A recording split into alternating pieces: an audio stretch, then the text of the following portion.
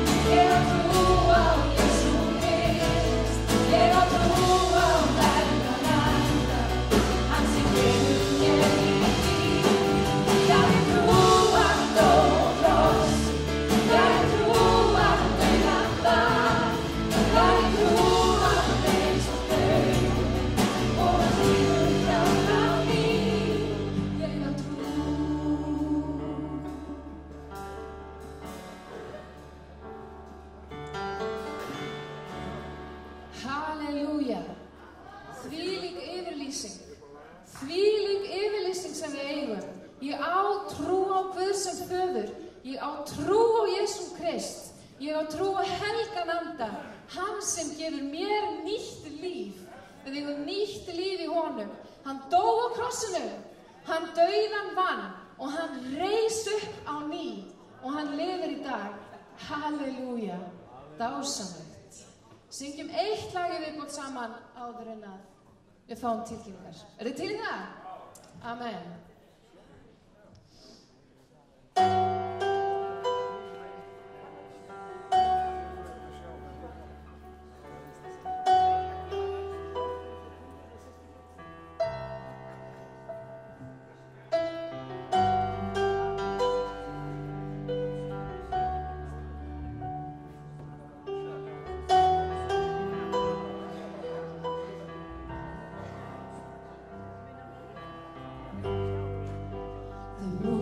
Stars they wept, the morning sun was dead, the Savior of the world was fallen. His body on the cross, His blood poured out for us, the weight of every curse upon Him.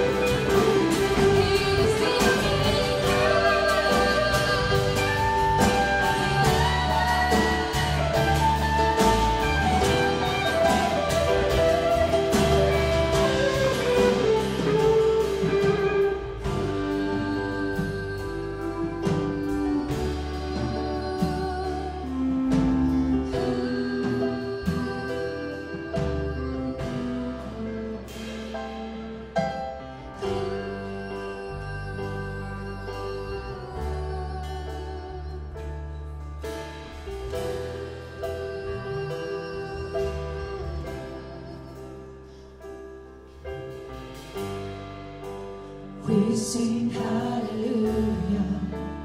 We sing hallelujah. We sing hallelujah. The Lamb is overcome. We sing hallelujah. We sing hallelujah. We sing hallelujah. The Lamb is overcome. We sing hallelujah. We sing hallelujah. We sing hallelujah. The Lamb is overcome. We sing hallelujah. We sing hallelujah. We sing hallelujah. The Lamb is overcome. We sing hallelujah. We sing hallelujah. We sing hallelujah. The Lamb is overcome. We sing hallelujah.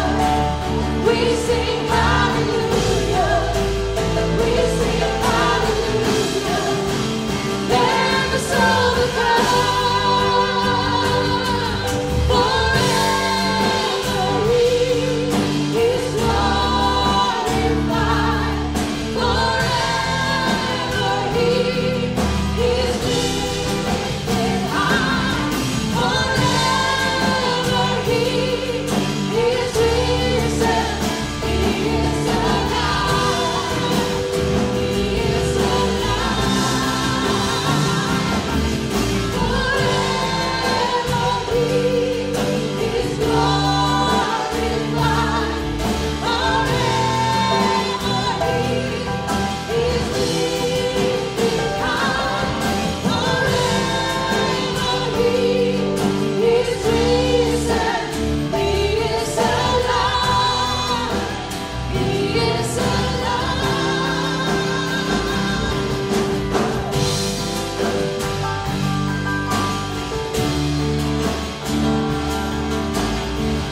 Hallelujah, hallelujah, He is lifted high. Hallelujah, hallelujah, hallelujah, He is lifted high.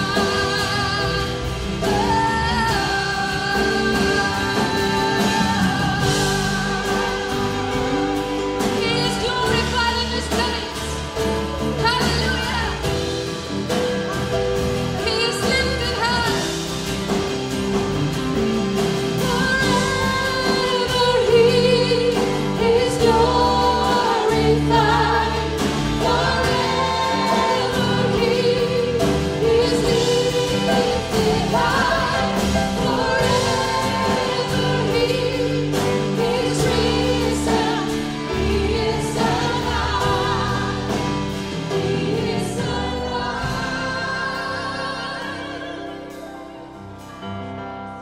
Hallelujah. Amen. Dýrsetningar. Tilkynningar. Góðan daginn. Við erum búin að díla við okkur lúxusvandamál á tjaldstæðinu á mótinu í ár, en það gríðarlega vel þéttsetið og í fyrsta skipti held ég við getum sagt færri komist að en vilja. Og það er náttúrulega virkilega, það gleðiefni þó að allir get ekki komið sér almennilega fyrir. En við veitum til þess að fólk búið að vera að bætast inn í þau tjöld sem þegar eru á svæðinu og við vildum bara vekja athygli á því að við heyrðum að það var smá misskilningur í gangi með það að það er ekki greitt fyrir tjöldin per se, heldur fyrir einstaklingar sem gista. Þannig að þau ykkar sem vitið til eða eru hér og hafið ekki gert upp nóttin ykkar sem hafið verið að gista eða ef það ætli gistið verið á mánudag, þannig að endilega getið hitt mig hérna fyrir aftan í lok samkomu eða í dag og við getum það gert upp saman af því að við erum búin að loka greiðsluaðstöðunni niðri við hlið. Svo vil ég enda bara nota tækifærið til þess að hvetja ykkur til þess að vera áfram til morguns. Það samkomunni fyrramáli verður með öðlítið breyttu sniði, þannig ég hvet ykkur til þess að vera aðra nótt með okkur og taka bara þátt í því sem gerist á morgun. Við endum þetta allt saman á grilli eins og við byrjuðum og það er ótrúlega mikil stemming hérna að ganga frá og taka þátt í því að pakka þessu öllu saman. Þannig að endilega verið með og höldum áfram að ljúka þessu saman.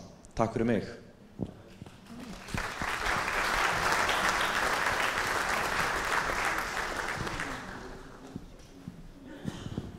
Góðan daginn. Þið ekki glöð? Munið, verið ekki hryggir, því gleði Drottins styrkur okkar. Ég svo þakklátt fyrir þennan stað. Búin að koma inn að síðan ég var í maganum á mömmu minni, svona næstu því. Og breytingi sem orðið á þeim árum alveg gríðarlega mikil. Ég man eftir, ég held ég sé ekkert að skrökva, jú, ég ekkert að skrökva. Þegar að klósettin voru bara 2 þarna niður í kirkju og svo fekk maður að fara inn til fólksins sem bjó hérna niður frá til þess að fara að pissa. Þannig voru mótin, pælið í því stelpur. Ef við myndum standa í röð hérna bara niður í kirkju og fara á klósetti og því strákar, það var 1 kvennaklósett og 1 karlaklósett, takk fyrir. Ég fór á klósetti í gær, sem ekki frásögufarandi hérna, og þá áttaði ég mig á því að þetta gæti verið í síðasta skiptið sem við erum með þessi klósett hérna með þetta útlit. Ég var svo glöð þegar ég sá teikningarnar hérna í gær upp á tjaldi með nýju aðstöðun okkar. Eins og ég sagði, það var rosalega mikið gerst á undanförnum árum, en svo langar okkur að klára þetta á 3 árum, þetta miðrými. Og við fáum leyfi, fáum boð til þess að taka þátt. Og ef þið eru ekki með pening akkurat núna, þá eru þessir miðar frammi, það sem ég geti fyllt út, annarkvort að gefa eina gjöf, eða að láta taka mánaðarlega af reikningi í 12 mánuði, í 24 mánuði eða 36 mánuði. 1000 kall í 36 mánuði eru 36.000 krónur. 10.000 krónur í 36 mánuði eru 360.000. Pælið í því. Þetta ekkert kannski, jú, fyrir marga mikið að borga 10.000 mánuði, en fyrir þá sem eru kannski eiga aðeins meira, að þá þetta ekki mikið. Þannig að ég hvet okkur til þess að taka þátt í þessu. Ég talaði við elsta frænda minn núna fyrir viku síðan. Hann að verða 92 ára gamall núna þessu ári.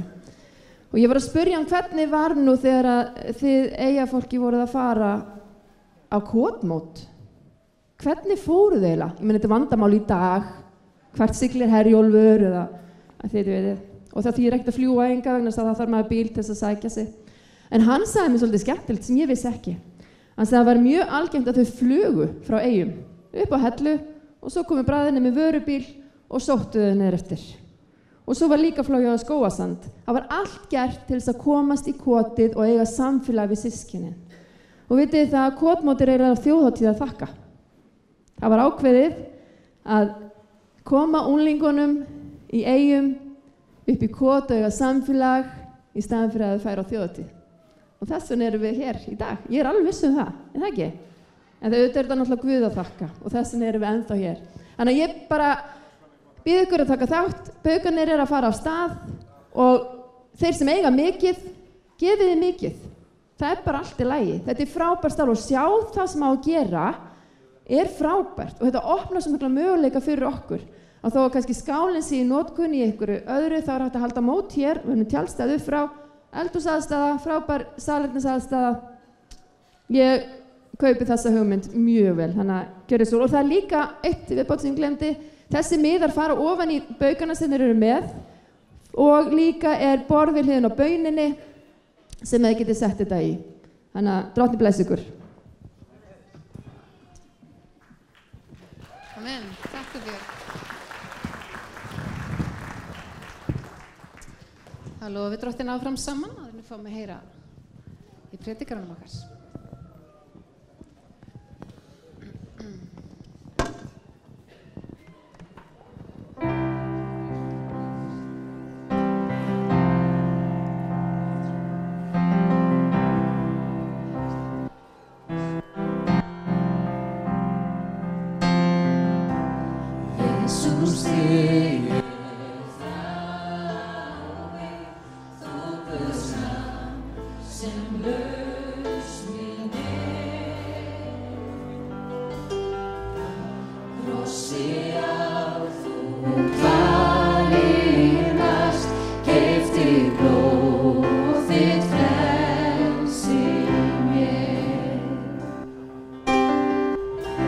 Jesús þig ég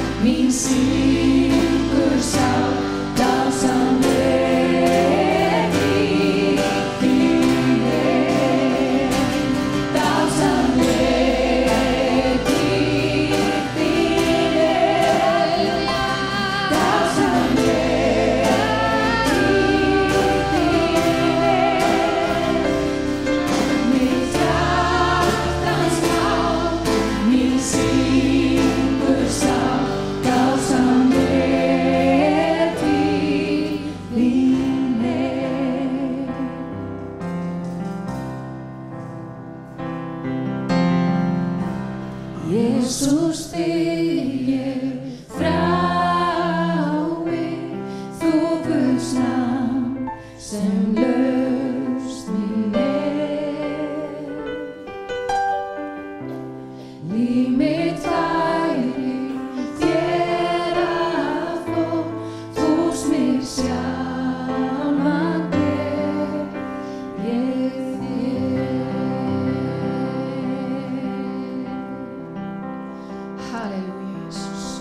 Fús með sjálfan gef ég þér, drottinn minn. Ég gef þér allt, Jesus minn, heilagur Jesus.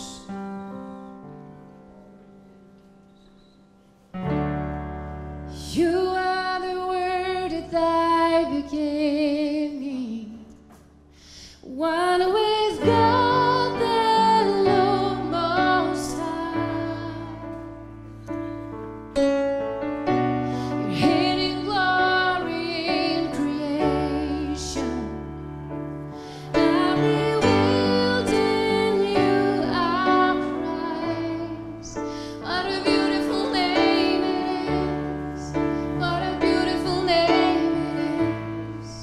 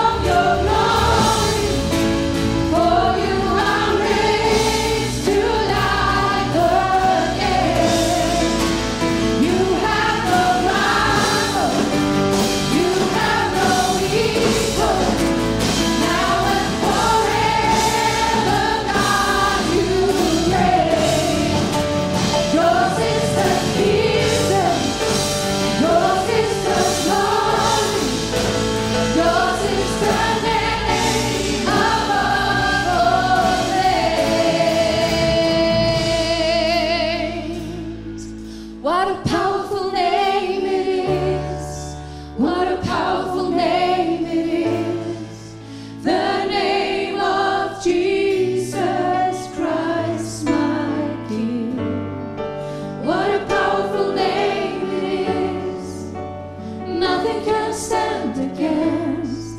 What a powerful name it is, the name of Jesus.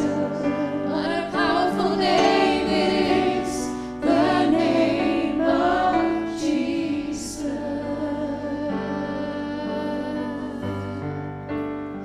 Oh, how we worship you. Oh, we long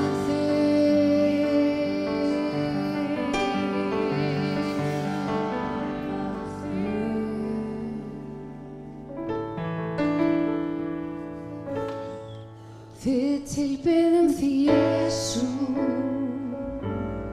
og við heiðrum.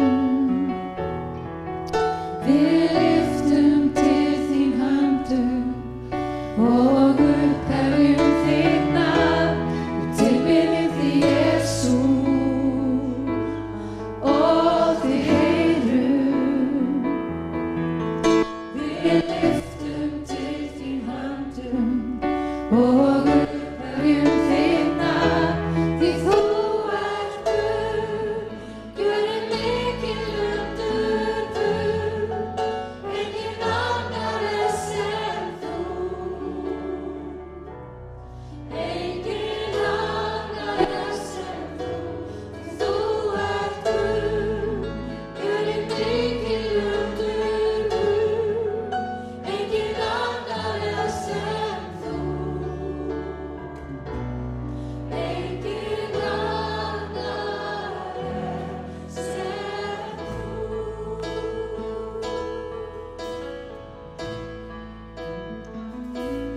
Tilbiðjum þig, Jesú, og við heiðrum. Við lyftum til þín höndum og upphefjum þitt nafn. Tilbiðjum þig, Jesú, og við heiðrum.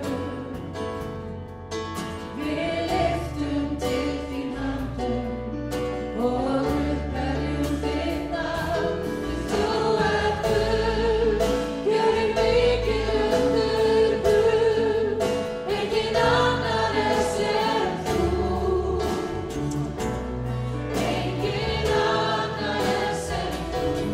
Þú ert Guð, gjörið mikil undur Guð, enginn annar er sem þú. Enginn annar er sem þú. Þú ert Guð, gjörið mikil undur Guð, enginn annar er sem þú. Enginn annar er sem þú. Þú ert Guð, gjörið mikil undur Guð, enginn annar er sem þú. Enginn annar er sem þú.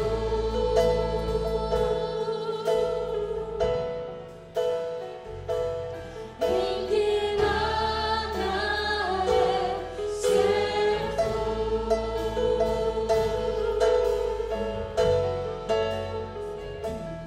Enginn annar er sem þú.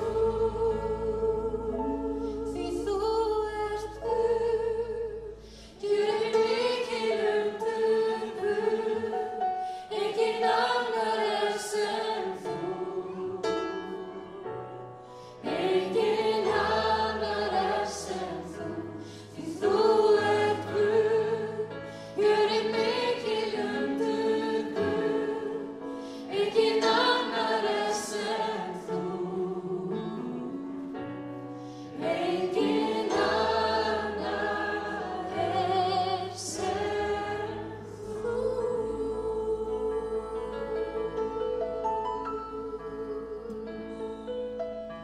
Takk, Jesús, takk, Jesús. Halleluja. Takk, Jesús, takk fyrir nærveru þína. Takk fyrir að þú ert hér, í Jesú nafni. Amen.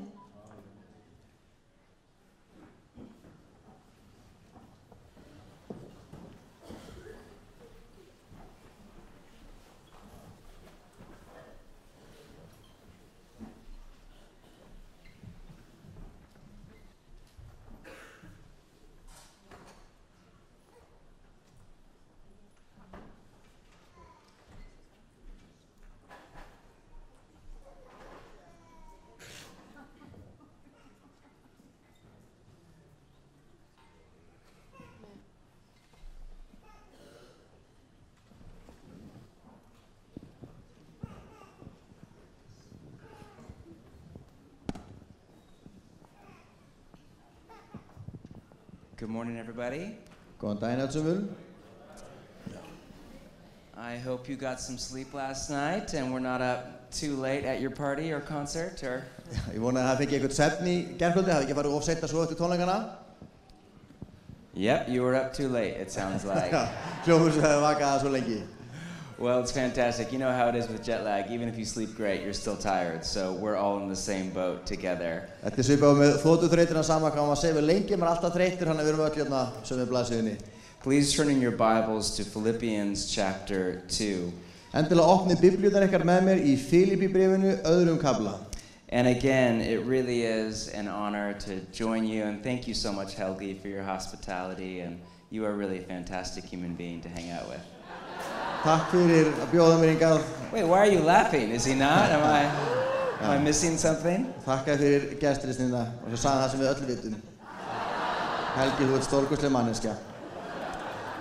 It really is a joy, and I'm sorry I do not speak your beautiful language. Og þetta ánægja að vera þetta og afsökunar biðst ég á því að tala ekki ykkar stórkostlega tungumál. I wish somebody could translate my slides into Icelandic just so I could look at them. Ég vildi eitthvað myndi þýða fyrir mig glærurnar mínar á íslensku bara svo ég geti hort á þær. But it really is a joy. Before we jump in, last night we made two very basic points. One is that Jesus is the most joyful being in all of the universe. Og til að rifja aðeins upp í gærkvöldið þá voru svona tveir aðalpunktar. Í fyrsta lagi, Jesús glaðasta persóna í alheiminum. And the other is that Jesus' long-term goal for your life and mine as his apprentices is to grow and mature us into the kind of people who are just as joyful as he is. Og hitt að langtíma markmið Jesú Krist með okkar lífi að við sem lærisveinar hans verðum að manneskjum sem eru þannig uppfullar af gleði eins og hann. Now the follow-up question to that is how? How do we become joyful people in the way of Jesus? Og spurningi sem vaknar þá hvernig verðum við glöð eins og Jesús? And before we take a shot at an answer, let me just lay all my cards on the table. Og áður en við svörum þá langar mig að leggja spilin á borðið. Joy does not come easy for me. Gleði ekki eitthvað sem kemur mér svona auðveldlega. Scientists speculate that 50% of our capacity for joy is genetic. Og vísindamenn segja að helmingur af getu okkar til að vera glöð sé í erfðum okkar. I read a scientist the other day who said when it comes to happiness, some people just won the cortical lottery. Og ég las tilvitnun daginn þar sem einhver sagði að þegar kemur að gleði eða hamingju, það einfaldlega unnu sumir bara í genalottóinu. And there's debate around that 50% number. Nobody actually knows if that's true. But what we all know just from common knowledge is that some people are just more happy by nature than others. Og það alveg umræðum þessa tölu 50% að veit enginn alveg að það sem við vitum að sumir eru bara náttúrulega glaðir en aðrir. I am not one of those people. Ég ekki einn af þeim. Add to that the fact that I live in Portland, Oregon, which while not as extreme as Iceland, we do have winter for about half of the year. Og svo bætist ofan að ég frá Portland í Oregon og þó sé ekki jafn ýkt og hérna á Íslandi þá vetur svona hálft árið. And so I've had a very long journey with Jesus through anxiety, depression, and mental health. Og ég verið á langri vegferð með Jesú gegnum kvíða, gegnum þunglindi og andlega heilsu. And I have much compassion for those of you in the room that are in the same boat. Og ég hef mikla samkennd með þeim sem eru hérna inni í dag og eru í sama báti og ég. And I've had to learn, like many of you, from Jesus how to think and live in a joyful way. Og eins og mörg ykkar þá hef ég þurft að læra af Jesú hvernig ég á hugsa og haga mér á gleðiríkan hátt. And learn that I am not the victim of my genetics, that I have far more power than I realize from the Spirit of God to live a joyful life. Og ég ekki fórnarlamb gena minna, ég hef mikla getu og kraft frá anda Guðs til að velja að lifa gleðiríku lífi. Now, let's just chat together for a while about whatever our personality is or our genetic code is, how we grow and mature into more joy. Og nú skulum aðeins fara yfir óháð genamengi okkar, hvernig við vöxum í því að verða gleðirík manneskja. The answer is through what thinkers like Richard Foster and others call the spiritual discipline of celebration. Og ein leið það sem Richard Foster og aðrir kalla svona andlega venja fagnaðar. Take a look at Philippians chapter 4 verse 4. Og ef við lesum í Filippíbréfinu 4. kafla og vers 4. Rejoice in the Lord always. Verið ávallt glöð í Drottni. This word rejoice runs all the way through the New Testament. It starts in the teachings of Jesus and then it's all over the teachings of Paul. Þetta orð sem hérna þýtt með gleði eða fögnuð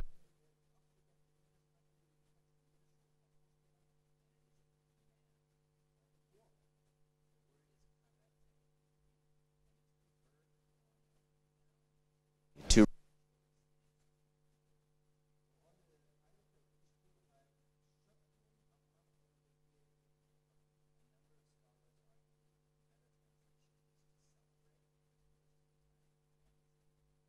it's there.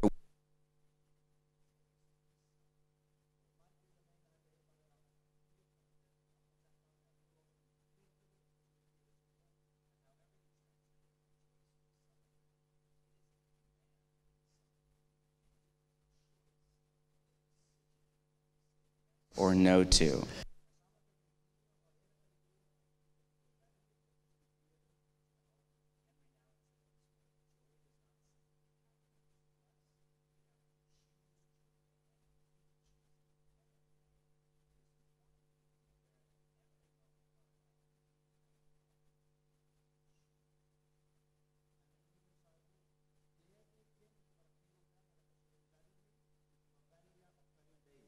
Það mikilvægt að við séum meðvituð á hverri stund í lífs okkar að velja gleði.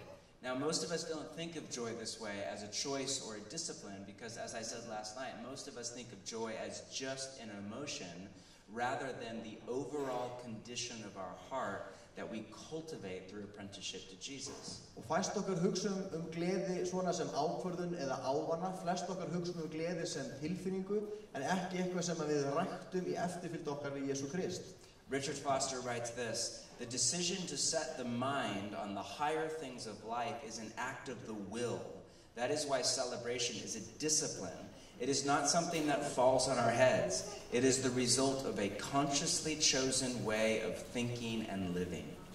Ákvörðunin að hugsa það sem hið efra og það góða í lífinu eitthvað sem við veljum. Þess vegna fögnuður ávani, ekki eitthvað sem einfaldlega kemur fyrir okkur. Þetta ávöxtur þess að meðvitað velja að hugsa og lifa á vissan hátt. This is a spiritual discipline that we must master because, as my friend Pete Gregg said to me recently, suffering is inevitable in life, but joy is not. Og þess vegna það andleg venja sem við verðum að ná taki á, því eins og Pete Gregg sagði við mig nýlega, í lífinu þjáning eitthvað sem við komast ekki hjá, en gleði það ekki. And the beauty of the spiritual discipline of celebration is that it's not rocket science. It's very simple. There are two basic steps. Og það sem gott við þetta að velja gleði ekki einhver geimflugvísindi, þetta tvö einföld skref. First is to set your mind on joy. Í fyrsta þá beinum við hug okkar að gleðinni. As we all know, you can't will joy. Joy is more than an emotion, but not less, and you can't will an emotion. Gleði ekki eitthvað sem einfaldlega framköllum með vilja okkar, því að gleði sannarlega tilfinning, en hún meira, ekki minna. There's no switch, sad off, happy on. Þetta ekki einhverju rofar, við bara slökkum á sorg og kveikjum á gleði.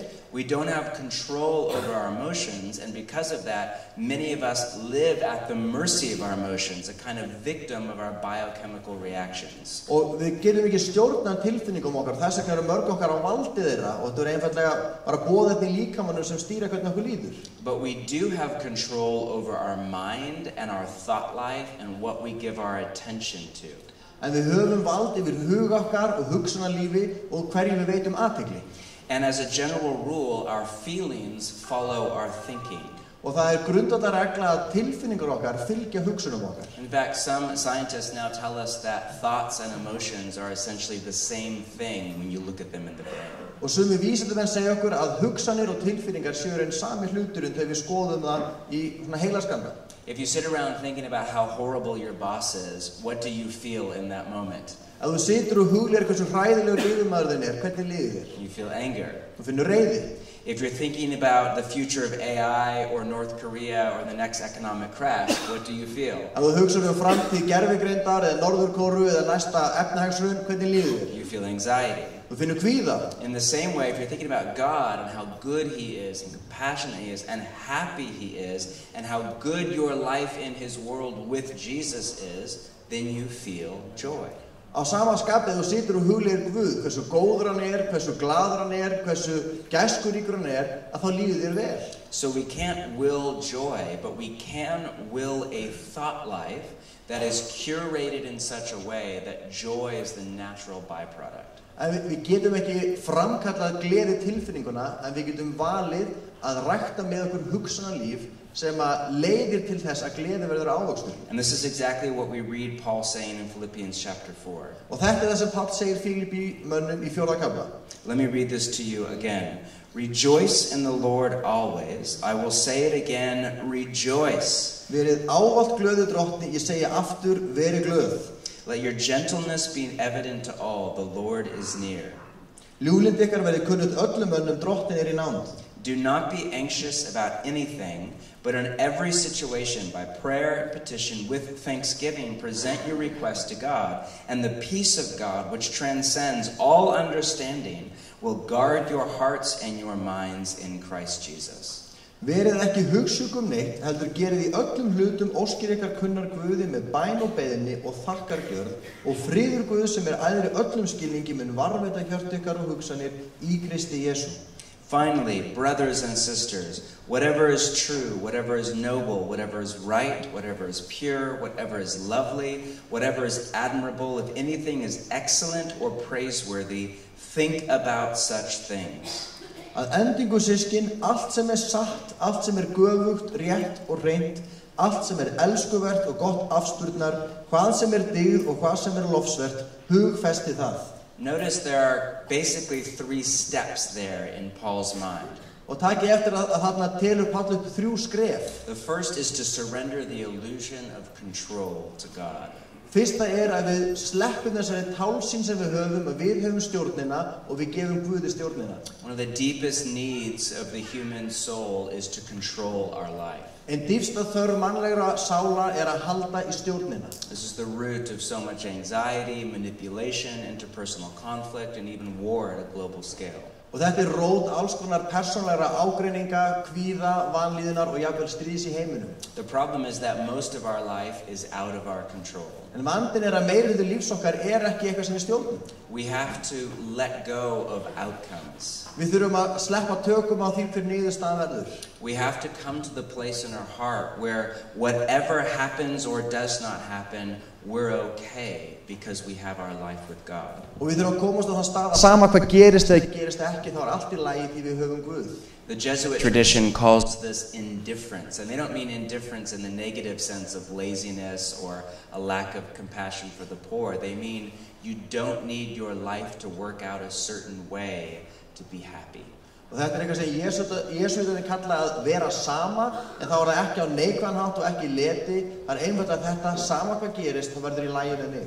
And until we come to this place of indifference, or what Jesus was teaching in Matthew chapter 6, where we do not worry, we release outcomes, we will never become people of joy. Og þangað til við komast á þennan stað að geta sleppt tökunum, eða eins og Jesús kendi okkur að geta lifa í friði saman hvað gerist, þangað til við komast þangað verðum við aldrei manneskjur gleðinar. Instead, we will live at the mercy of the circumstances of our life.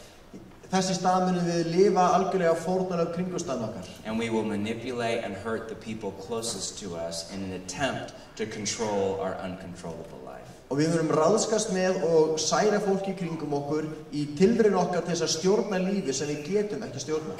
The second step that we read in Paul is to give thanks. Paul writes that with thanksgiving, present your request to God. Just to give thanks for anything and everything.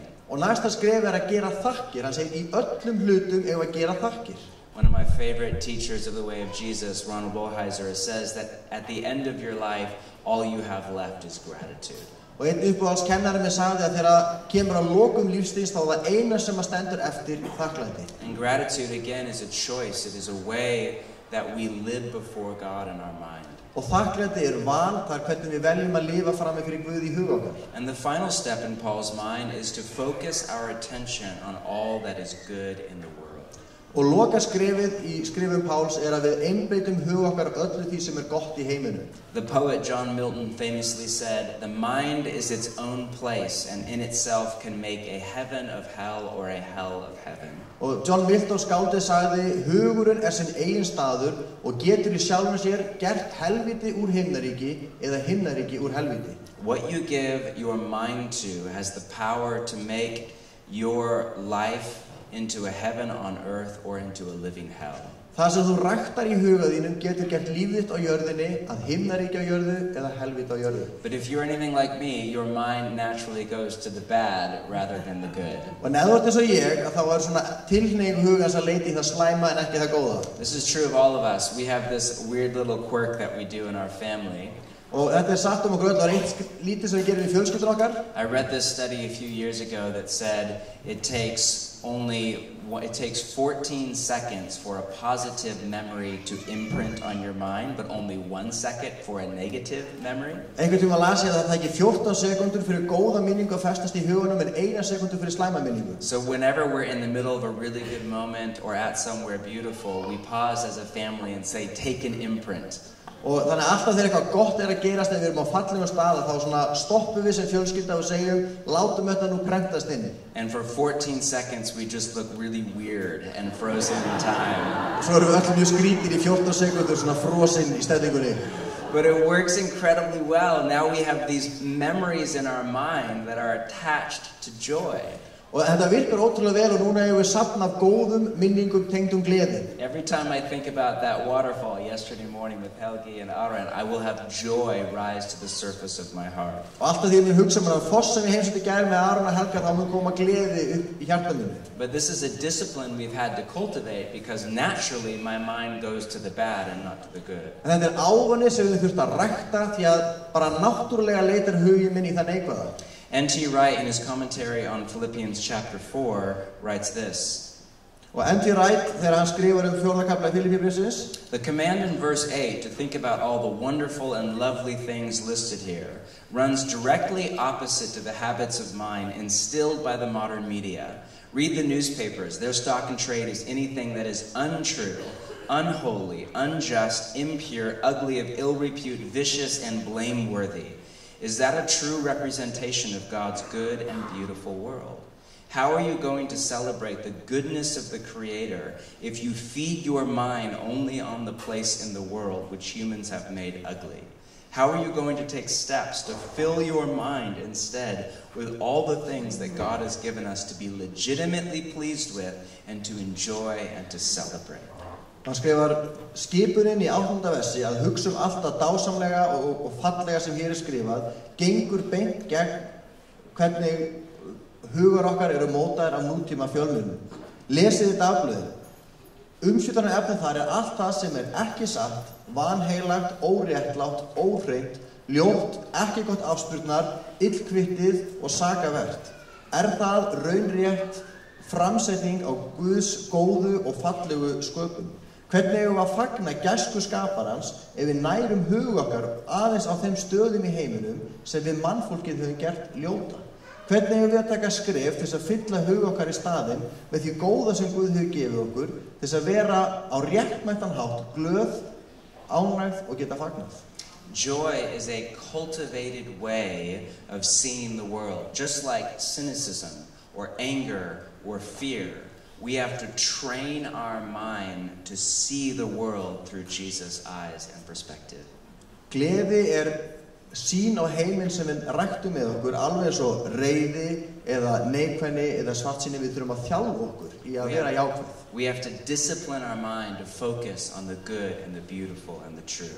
Við þurfum að aga hug okkar til að sjá það sem gott og fallegt og satt. So to recap, set your mind on joy.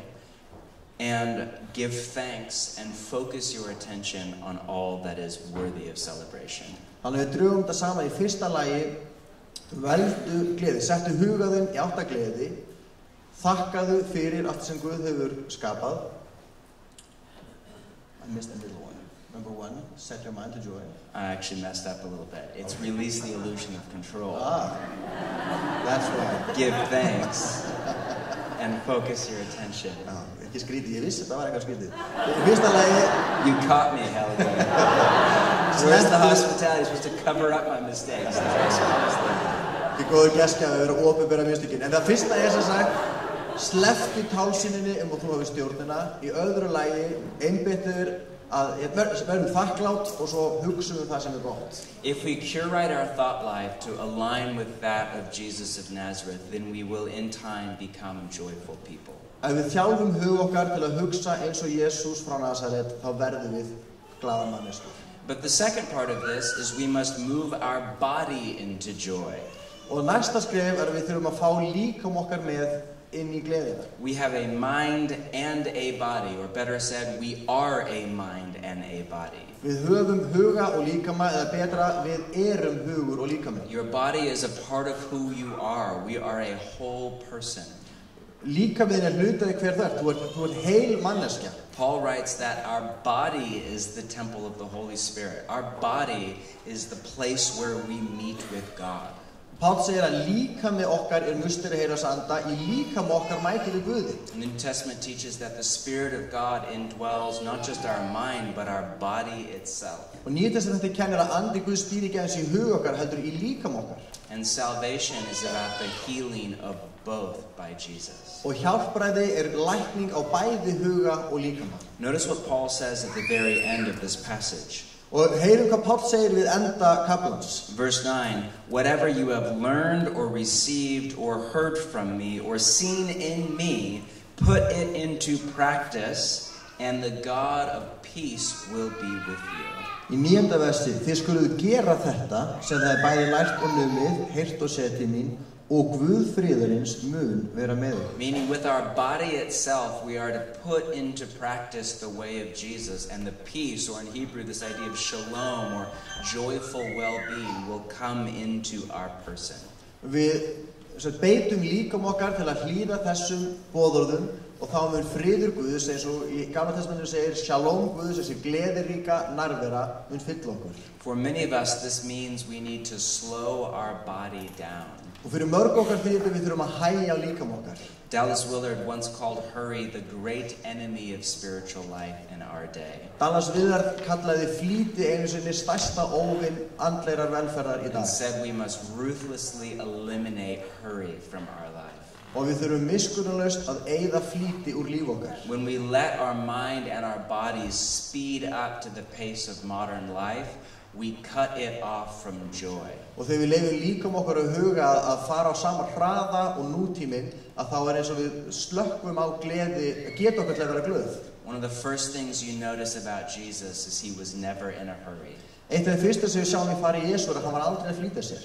He was slow and full of compassion and present to the moment. Hann fór hægt yfir, hann var á staðnum og hann var alltaf svo innilega til staðar fyrir þá sem hann mætti. And so for many of us, we need to slow down to Jesus' pace. Og mörg okkar þurfum að hægja á okkur og fara á sama hrað og Jesús. Also, we need to move our body into the practices of Jesus, such as Sabbath, which we'll talk about tonight. Við þurfum einnig að færa líkam okkar inn í venjur Jesú, meðal annars hvíldardaginn sem við tölum í kvöld. And take care of our body through things like sleep and diet and exercise and just margin, space to breathe.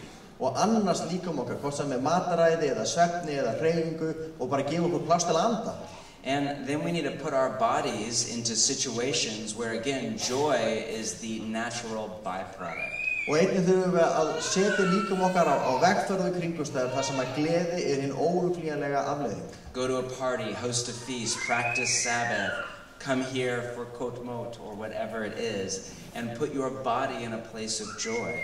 Förum í veislu, bjóðum vinum heim, höldum hvíldardag, komum á kvótmót, gerum eitthvað með líkam okkar sem færir okkur gleði. And again, if you do this, you will become a more and more joyful person. It is literally that simple. Og ef þú gerir þessa hluti, þá verður þú glaðari manneskja, þetta er svo einfalt.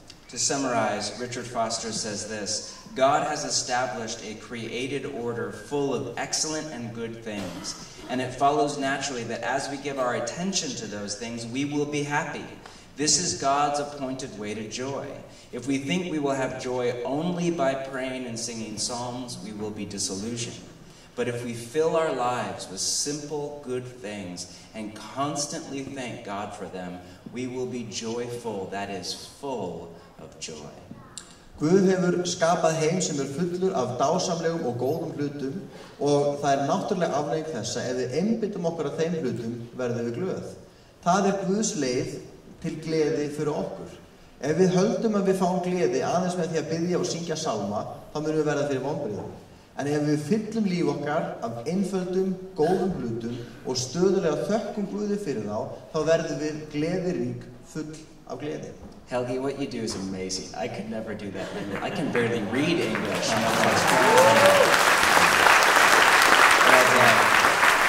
Now, as we near the end, there are all sorts of ways to practice the spiritual discipline of celebration. Og það eru alls konar leiðir sem við getum notað til að fagna þessum, eða nota þessa fengi fyrir handlunum. Og reykja mér svo mikið upp, þá bara kannast að segja. Það eru margar leiðir sem við getum tamið okkur að venja okkur á gleði. Here's a few examples. Music. You Icelanders love music. I picked that up really fast. Ein leiðir, tónlist. Ég veit að Íslendingar þið elskir tónlist, ég hef séð það. 10 of the best dollars I spend every single month is my music streaming service with Apple Music. Besta fjárfesting mánaðarlega hjá mér fjárfesting minn í Apple Music. There's nothing like a good song or record just to incite joy and even get your body dancing at times for joy. Og það ekkert betra en lag til að kveikja gleði að fá maður til að fagna og jafnvel dansa. Dancing is another practice, not the dirty dancing, none of that, but the right kind of dancing. Og að dansa líka góð leið, ekki eins og í rappinbandi, heldur einhver falleg leið. Laughter, as the saying goes, laughter is the best medicine. Og hlátur, eins og sagt hlátur besta meðalið. Again, not raunchy comedy, but true humor. Og þá ég ekki að tala einhverja endalausa neðarbettisbrandara heldur eitthvað sem innanlega fyndið. What's often lost in translation from Aramaic to Greek to English or Icelandic is that Jesus was likely very funny. Og eitt af því sem tapast í þýðingum úr arameisku yfir í grísku og oft yfir í ensku eða íslensku að Jesús var mjög fyndinn. Eldon Trueblood in his book The Humor of Christ makes the case for 30 examples in the Gospels of Jesus' sense of humor. Og Eldon Trueblood skrifa bókina Húmor Krists og þar fær hann rök fyrir 30 dæmum að Jesús hafi verið bara einfaldlega fyndinn. From Jesus teaching about a plank in your eye, which is pretty funny if you think about a tree in your face, you know, as a metaphor for hypocrisy. Allt frá því að vera með bjálka í augunum sem svolítið fyndið, sjá okkur mann með bara tré í andlitinu. To calling Peter the rock, which Trueblood basically says is like calling a tall person shorty. Og að kalla Pétur klett sem svo að kalla hávaxna mannesku bara dverg. Jesus was likely very funny and joyful to be around. Jesús var örugglega mjög fyndinn og bara glaður og gott í kringum. Another example is storytelling. Why is it whenever we're at a celebration, a wedding or a birthday party, we say speech, speech, and somebody must get up and tell a story? Og að segja sögur. Hvers vegna það alltaf þegar eru stórafmæli eða brúðkaupa við köllum á ræður af því við viljum einhver koma og segja okkur sögur. And usually they are stories about the most joyful or the most humorous, which when it's somebody else is also our most joyful moments as well. Og yfirleitt þetta sögur af einhverju sem gleðiríka stundir, eitthvað sem ótrúlega fyndið og sem að þegar það á einhvern annan þá það mjög gleðilegt fyrir okkur að heyra. Another is special events like a birthday or an anniversary or something like this at Kotmo. Eða svona sérstakki viðburði, hvort það eru afmæli eða brúðkaupsafmæli eða eins og þetta mót. Holidays like Christmas or I don't know what Icelandic holidays are. May the 4th, do you have that here? Eða stór hátíðir eins og jól eða 4. maí. Sabbath, which is an entire day set aside for celebration. Eða hvíldardagurinn sem heill dagur sem ætlaður því að fagna. As Tim Keller from New York once said, because our week is so full of ugly things, on Sabbath we must feed our heart with beauty. Eins og Tim Keller sagði vegna þess að vikan okkar svo uppfull af ljótum hlutum, þá þurfum við að næra sál okkar á hvíldardaginn með því sem fallegt. Gratitude, as we said earlier, as we just thank God for anything we can in our life. Og þakklæti, bara að stöðulega þakka Guði fyrir allt sem við getum í líf okkar. Another way is just to hang out with joyful people. Find every Enneagram type 7 you can and just hang out with them. Eða hanga með glöðu fólki, finna alla sem eru 7 ára Enneagraminu og hanga með þeim.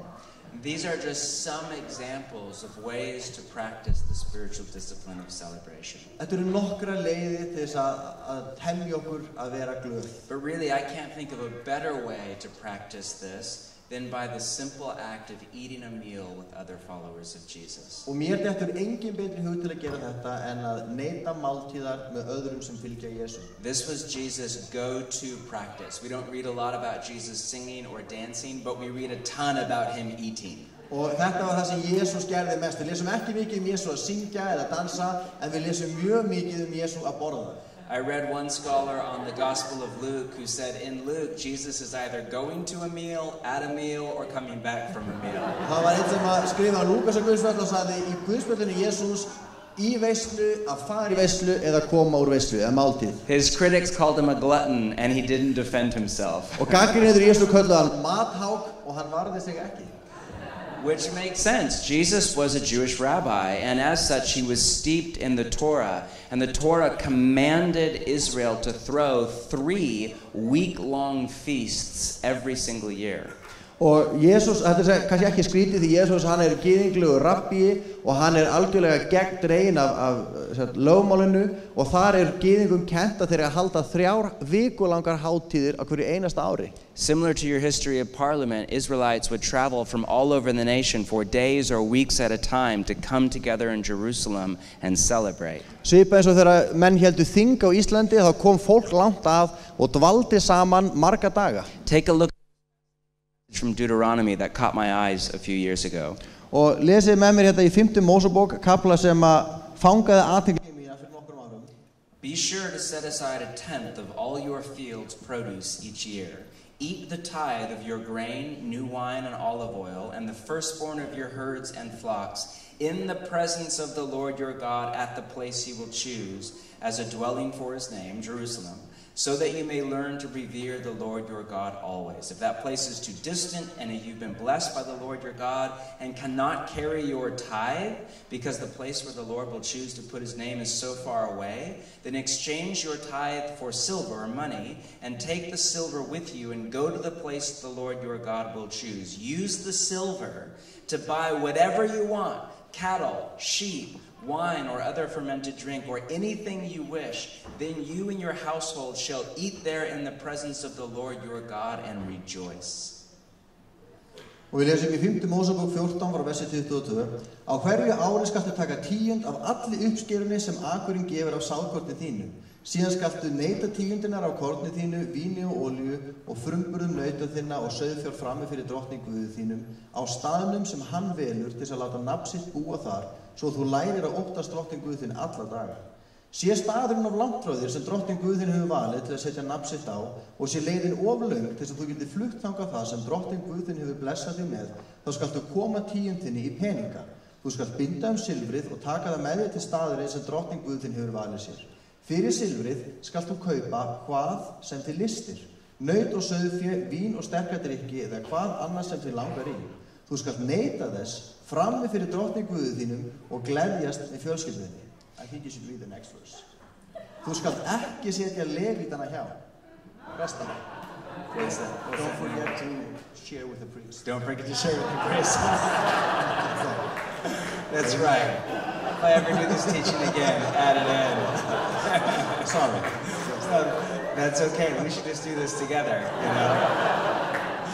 Can you imagine if we actually did this? If we all pooled together 10% of our annual income and blew it all on one giant party? Getið ímyndað hvernig gerðum við. Tækjum 10% af tekjum okkar og heldum bara massíft partí. I'm not kidding. That's actually what God is commanding them to do. Þetta sem Guð að skipa þeim að gera. We did the math on this at my church back home. I don't know if this will translate into Icelandic because our financial system is different. But we figured it would be about $10 million. Við gerðum það í kirkjunni okkur heim og reiknaðum þetta út og upphæðin myndi vera $10 million. We thought about the kind of party we could throw for $10 million. Og við ímyndum okkur hvers konar partí gætum við haldið fyrir 10 milljónir. If you ever do this, please invite me. Ef þið gerir þetta, bjóðið þið mér. And Bono, or whoever we come for party music. Já, eða Bono eða hverju sem eitthvað dettur í hug. til að syngja. But all sorts of recent research is saying that Jesus was really onto something here. En rannsóknir benda okkur á að Jesús, hann vissilega vissi hvað hann var að kenna okkur. I recently read this book, The Hacking of the American Mind, and the basic thesis was that in the West as a whole, we have confused and conflated pleasure with happiness. Ég las nýlega bók sem heitir The Hacking of the American Mind og það sagt að grundvallarkenningin svo að við höfum ruglað saman gleði og því að vera hamingjusamur. They are not the same. Pleasure is about dopamine, happiness is about serotonin. Og í rauninni naut snýst dopamín en gleði snýst serotonin í líkamannum. In moments of pleasure, we think I want more, which is why the end result is after addiction.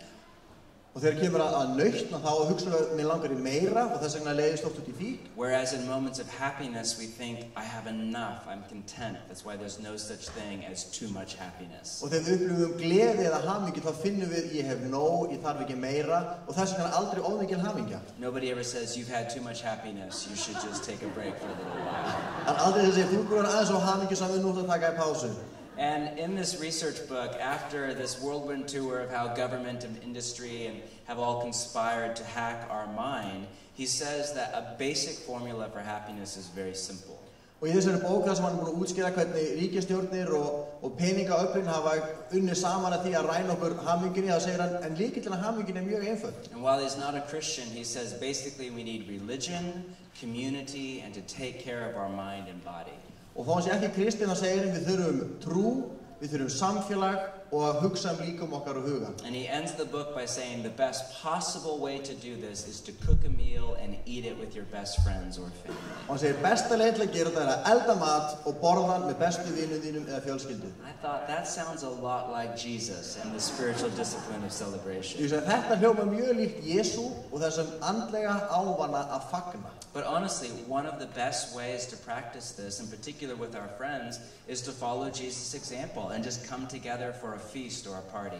Og besta leiðin til að gera þetta að fylgja dæmi Jesú, hitta vin okkar og halda veislu. On that note, as we end our time this morning, we now come to the table.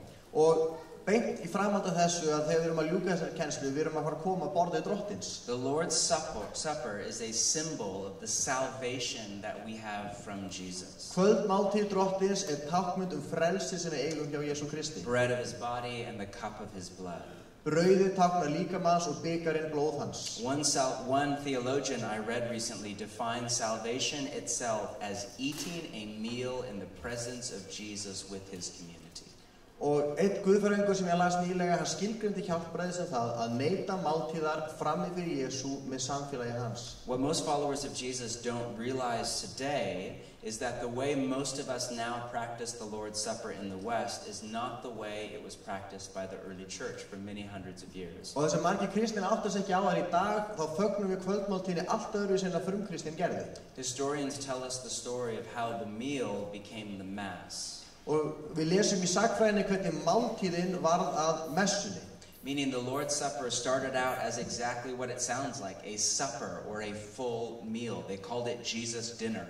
Kvöldmáltíðin byrjaði sem máltíð, þetta var kallað Jesú máltíðin. Over time, in the Middle Ages, it became a sacrament and devolved from a full meal to a cracker and a sip of juice. But originally, it was a full feast around a table. Og miðöldum að þá breytist þetta í lítið keks og safa, en þetta byrjaði sem máltíð. And historians tell us that originally it was not only a meal, but it was more of a joyful celebration of Christ's resurrection. Og ekki var því upphæð bara máltíð, heldur gleðiríkur fögnuður yfir upprissu Jesú Krists. Another name for it that we read in the New Testament was the agape feast, or in English we would translate that the love party, which sounds simple, but it wasn't. Og í Nýja testamentinu orðið notað kærleiks máltíð. Over time it became a more serious and somber moment of focus on Jesus' crucifixion. Með tímanum að þá færðist fókusinn og þetta var svona alvarleg íhugun á fórn Jesú Krists. But originally it was more communal and celebratory. En í upphafi var það síðast að meina samfélag og fögnuð. One scholar I read said that we think of the Lord's Supper as an altar, but it actually is more of a table. Þegar við hugsum kvöldmáltíð Drottins, þá hugsum við altari, en það snýst miklu meira matarborð. He said that in altar theology, we focus on our sin, we repent, we confess, and we take our sin to the cross. Í altaris guðfræði þá hugsum við synd okkar og fórnina og við iðrumst og komum með syndina á krossinu. And not only is there a time and a place for that, but that is crucial to our life with Jesus. Og ekki bara á þessi stað og stund, heldur það gríðarlega mikilvægt fyrir okkar líf með Jesú. But in table theology, we celebrate after that the fact that we are forgiven and free. En í borðhaldsguðfræði að þá fögnum við að þessu loknu því að við erum frelsuð og frjáls. And this scholar's point was that for the early followers of Jesus, altar moments were very important, but that was what you did before you came to the table. The table was about celebration. Og hann sagði fyrir frumkristinni að það voru þessi altaris augnablik mikilvæg, en það var gert áður en maður kom til borðsins. Þegar við komum til borðsins komum við til að fagna. And while I don't think that means that how we practice the Lord's Supper in the West is bad per se, I do think that we need to recapture this moment as one of joy.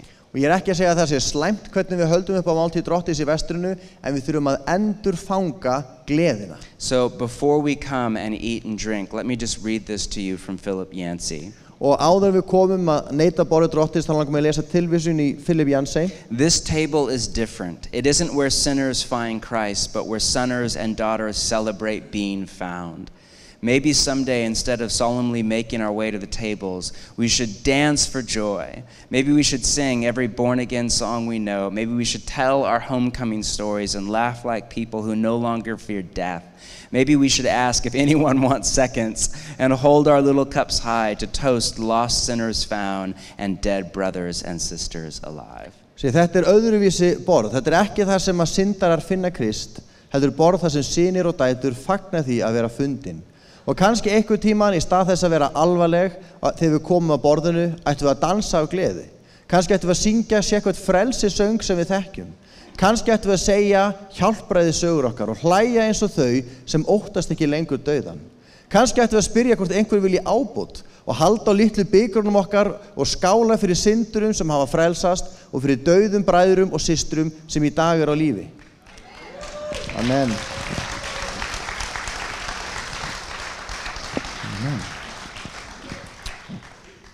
Og hafandi sagt það, þá ætlum við að koma að borðið Drottins. Og þeir sem að koma og þjóna og lofgjörahópur vil ég ekki koma upp. Og ég veit ekki hvort að komum dansandi til borðsins. En við skulum koma með gleði. Við skulum koma með fögnuði og við skulum koma með þakklæti. Það verða raðir hérna við hvert borð, fólk sem stendur með brauð og bikar og við förum bara á þann stað sem beint fyrir framan okkur, það verður fyrirbeðendur hérna til hliðana og við raun ljúkum stundinni með þessu að koma að borðið Drottins og þiggja fyrirbæna. Ætlar þú að opna borðið? Ég er svo pró að ég vissi ekkert hver að vera að koma. Guðinn er með Biblíu, hann er örugglega að fara að segja eitthvað. Takk bræður. Guð er sannarlega góður. Okkur hefur tekist oft í gegnum tíðina að gera hlutin allt öðruvísi heldur en hann. Hversu miklu betra væri að gera það eins og hann. Eru ekki sammála því? Amen. Smá tilkynning sem ég þarf að bæta við hérna á Salmássamkomunu klukkan 2 og verða sýndar kvikmyndir frá gömlum kotmótum. Mæti stundvíslega svo þið missið ekki á neinu. Allir taka það til sín. Amen. Við komum að borðhaldi Drottins eins og við erum. Og það besta sem við getum gert er að setja ekki upp neina helgislepju. Það besta sem við getum gert er að koma eins og við erum. Í einlægni, í auðmýkt, eins og við erum sköpuð fram fyrir Guði. Og við komum bara með það sem allt sem við höfum, sem er að ganga á í hug okkar og hjarta, og við leggjum það bara í hendur Guðs. Ef það er skömm, ef það er synd, ef það er eitthvað sem brýtur okkur niður, leggjum það í hendurnar á Jesú og leyfum honum að vinna með okkur, lyfta okkur upp úr því eða brjóta niður það sem hefur haldið okkur og fara með okkur í gegnum lífið í sigri sem heilar manneskjur. Og við tökum þátt í þessu borðhaldi eins og við erum búin að undirbúa það Ég vildi við hefum verið búin að undirbúa eins og strákarnir voru að tala ekki eitthvað til í það eitthvað tíman? En við minnumst þess sem Jesús hefur gert fyrir okkur og það er tilgangurinn að við komum saman að minnast þess sem Jesús hefur gert fyrir okkur. Ég ætla að lesa hérna í 1. Korinthubréfi 11. kafla eins og við erum vön. Við lesum það úr kannski stundum á Guðspjöllunum eða héðan. Og áður en ég lesa þá langar mig að biðja forstöðumenn, öldunga, þá sem eru starfandi í sínum kirkjum til að koma hérna fram til þess að þjóna. Ég veit það eru systkini hérna úr öðrum samfélögum, ég langar að bjóða Baldur og Barbur ef þau eru hérna. Ég man ekki allir þessu nöfn. Gjörið þið svo vel. Forstöðu hjón, var ég ekki búin að segja það? Fyrir ekki. Forstöðu hjón og öldungar, gjörið þið svo vel.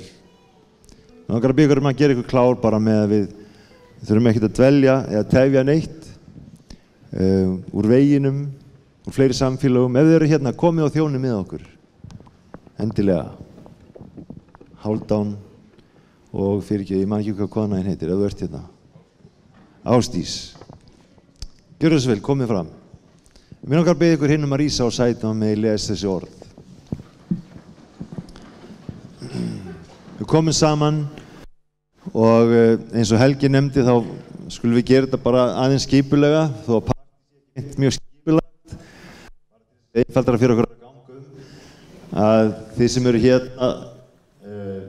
hérna megin í salnum komið hérna inn að miðju og hingað fram og þeir sem eru hérna megin í salnum komið hérna líka hingað og við getum kannski tekið bara þennan hluta miðjunar fyrst og svo koma hlýðar sett inn bara í beinum framhaldi og það er fólk sem er tilbúið hérna til að biðja með ykkur og ef þið viljið fá fyrirbæn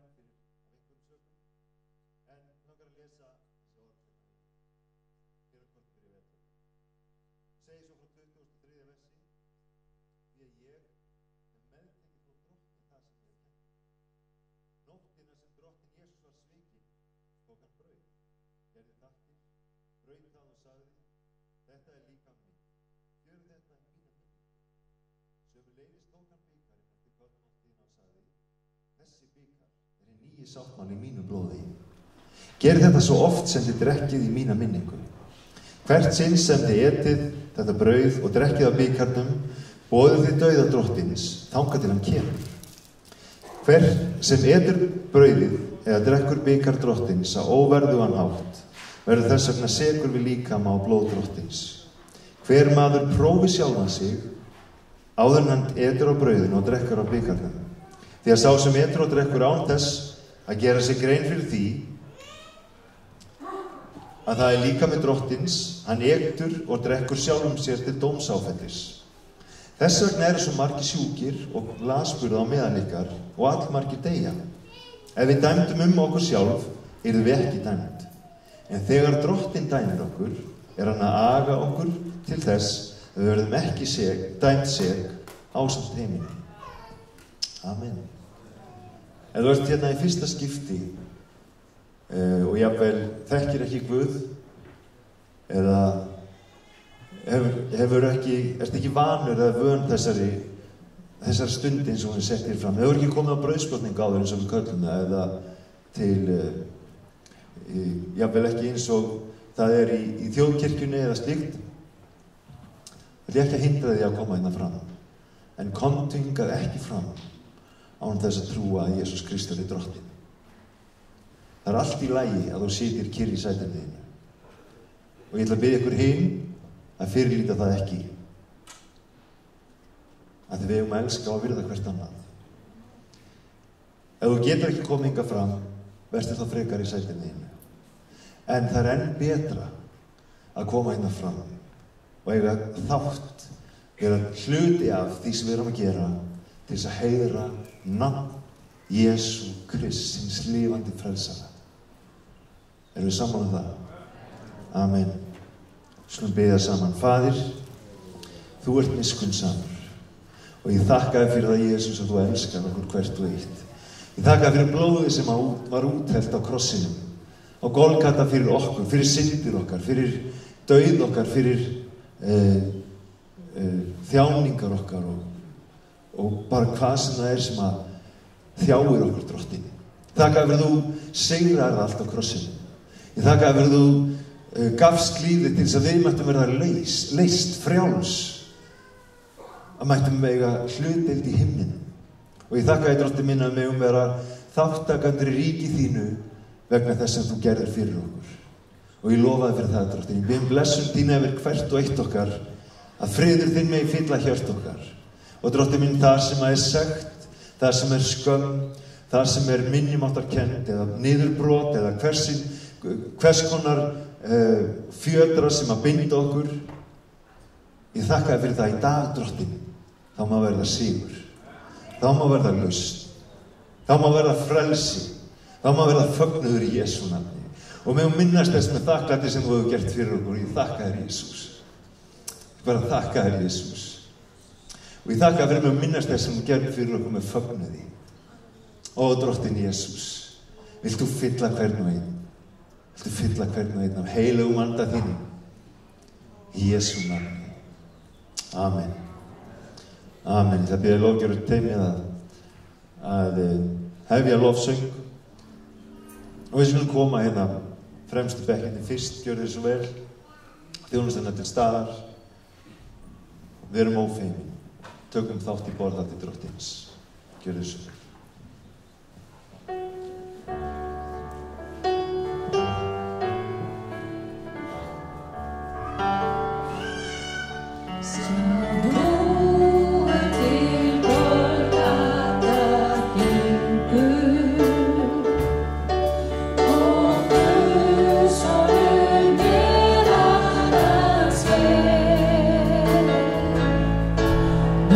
Säga hans liv.